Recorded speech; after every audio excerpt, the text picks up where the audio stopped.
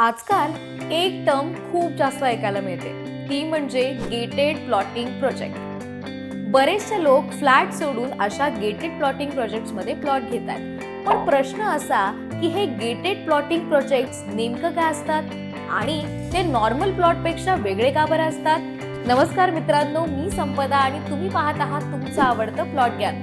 आणि आजच्या व्हिडिओमध्ये आपण जाणून घेणार आहोत हे गेटेड प्लॉटिंग प्रोजेक्ट्स म्हणजे नेमकं काय असतात. साधारणपणे जर तुम्ही कुठेही एखादा प्लॉट घेतलात तर तिथे तुम्हाला फक्त जमीन दिसते, म्हणजे ना कुठलाही प्रॉपर रोड असतो, ना स्ट्रीट, नाही सिक्युरिटी.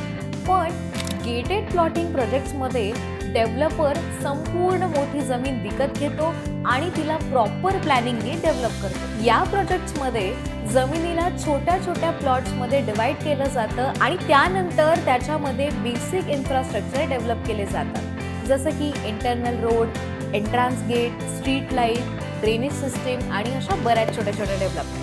काही प्रोजेक्ट्समध्ये तर security, garden, children playing area आणि क्लब हाऊस सारख्या फॅसिलिटीज सुद्धा असतात. म्हणजेच तुम्हाला इंडिपेंडंट प्लॉट मिळतो, पण एन्व्हायरमेंट हे एखाद्या सोसायटी सारखं असतं. म्हणून आज बरेचसे लोक गेटेड प्लॉटिंग प्रोजेक्ट प्रेफर करतात. आणि या सगळ्यासाठी कोणती प्रमुख 3 कारणं आहेत ते आपण पाहूया. सगळ्यात पहिलं कारण म्हणजे सिक्युरिटी. प्रोजेक्टला एंट्रान्स गेट आणि प्रॉपर कंपाऊंडिंग असतं, त्याच्यामुळे तुम्हाला प्लॉटवर सिक्युरिटी फील होते. दुसरे कारण म्हणजे प्रॉपर प्लॅनिंग. त्या प्लॉटवरती प्रॉपर प्लॅनिंग करून सगळे इन्फ्रास्ट्रक्चर डेव्हलप केलेले असतात. आणि तिसरं महत्त्वाचं कारण म्हणजे फ्युचर ॲप्रिसिएशन.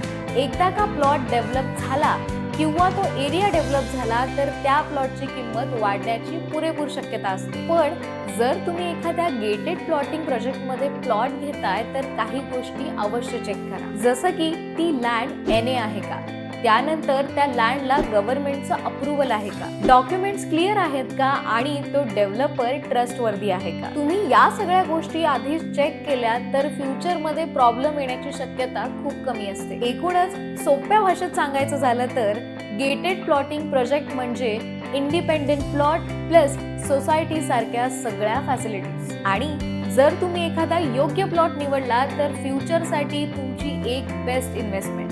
तर मग मित्रांनो, तुम्हाला आपला आजचा व्हिडिओ कसा वाटला हे आम्हाला कमेंटमध्ये नक्की कळवा. व्हिडिओला लाईक करा, शेअर करा आणि अशाच नवनवीन व्हिडिओसाठी तुमच्या आवडत्या प्लॉट ज्ञानला सबस्क्राईब करायला अजिबात विसरू नका. भेटूयात नव्या व्हिडिओ सोबत.